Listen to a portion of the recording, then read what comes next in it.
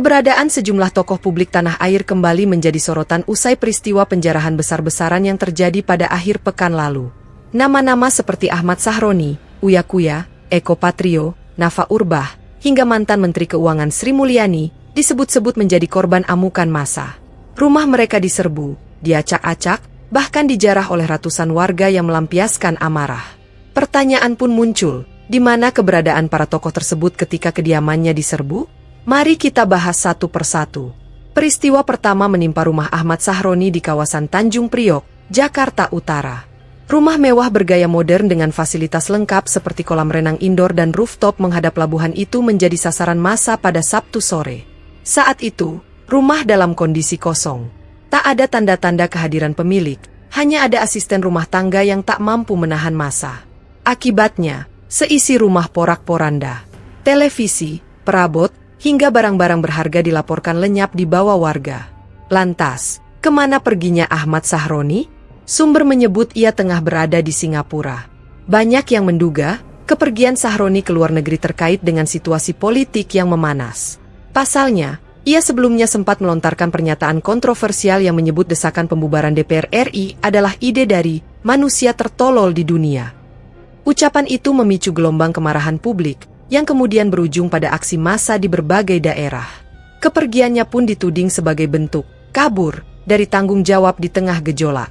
Tak hanya Sahroni, publik juga menyoroti kediaman Uya Kuya. Presenter sekaligus pesulap itu memang dikenal kerap tampil blak-blakan dalam menyampaikan opini. Rumah Uya yang berada di kawasan Jakarta Selatan ikut menjadi sasaran massa. Beberapa bagian rumah dilaporkan rusak parah, pintu jebol, dan sejumlah barang pribadi raib. Saat kejadian, Uya dan keluarganya tidak ada di rumah. Ia dikabarkan sedang berada di luar kota untuk urusan pekerjaan. Kondisi ini membuat kediamannya benar-benar tanpa perlindungan memadai, sehingga mudah menjadi target penjarahan. Berikutnya, rumah Eko Patrio, politisi sekaligus komedian, juga tak luput dari serbuan massa. Rumah mewah yang dikenal sebagai salah satu hunian paling megah di kawasan elit Jakarta Timur, kini hancur lebur. Video amatir yang beredar menunjukkan massa membawa pergi kulkas, televisi, hingga perabotan mewah dari dalam rumah. Saat peristiwa itu terjadi, Eko Patrio disebut tengah berada di luar negeri bersama keluarganya. Kepergiannya membuat rumah tersebut kosong dan akhirnya tak berdaya ketika menjadi sasaran amukan warga. Nasib serupa dialami penyanyi sekaligus artis Nafa Urbach. Rumahnya di kawasan Bekasi ikut dijarah. Nafa sendiri disebut tidak ada di lokasi, karena sedang melakukan perjalanan ke luar kota. Ia hanya meninggalkan rumah bersama beberapa anggota keluarga yang akhirnya tak mampu berbuat banyak ketika massa datang. Peristiwa ini membuat Nafa mengungkapkan kesedihannya lewat media sosial. Ia mengaku hancur melihat rumah yang selama ini dibangun dengan kerja keras justru luluh lantak dalam hitungan jam.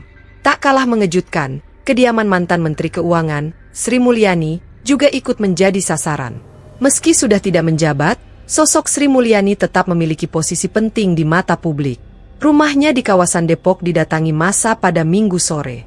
Saat itu, rumah dijaga oleh beberapa kerabat dekat, namun jumlah mereka tidak sebanding dengan massa yang berdatangan. Sejumlah dokumen penting, barang elektronik, dan perhiasan dikabarkan hilang. Sri Mulyani sendiri tidak berada di rumah, melainkan sedang melakukan perjalanan pribadi ke luar daerah. Fenomena ini membuat banyak pihak bertanya-tanya, mengapa rumah-rumah para tokoh publik ini bisa begitu mudah dijarah? Salah satu jawabannya adalah karena ketiadaan pemilik di lokasi serta lemahnya pengamanan. Massa yang datang dengan jumlah besar mampu menembus pagar hingga masuk ke dalam rumah tanpa ada perlawanan berarti. Namun di balik itu, ada juga faktor lain yang memicu amarah publik. Ucapan, kebijakan, hingga gaya hidup para tokoh publik tersebut kerap menuai pro kontra. Dalam situasi sosial yang memanas, simbol-simbol kemewahan justru dianggap sebagai bahan bakar tambahan yang menyulut kemarahan warga. Kini, pasca penjarahan, situasi di sekitar rumah-rumah tersebut masih dipenuhi puing dan barang-barang berserakan. Polisi telah memasang garis kuning di beberapa lokasi sebagai bagian dari olah TKP. Sejumlah saksi juga sudah diperiksa untuk mengusut siapa saja dalang di balik kerusuhan ini. Meski begitu, publik tetap penasaran dengan sikap para tokoh yang menjadi korban. Apakah mereka akan kembali dan menghadapi situasi ini secara terbuka, atau justru memilih tetap berada jauh dari tanah air? Yang jelas, peristiwa penjarahan rumah Ahmad Sahroni, Uya Kuya, Eko Patrio, Nafa Urbach, hingga Sri Mulyani telah menjadi catatan kelam. Bukan hanya soal kerugian materi yang dialami para tokoh tersebut, tetapi juga tentang bagaimana amarah publik bisa berubah menjadi aksi destruktif yang tak terbendung. Dan hingga kini, pertanyaan terbesar masih menggantung, di manakah para tokoh ini akan berdiri ketika rakyat sedang meluapkan kemarahan?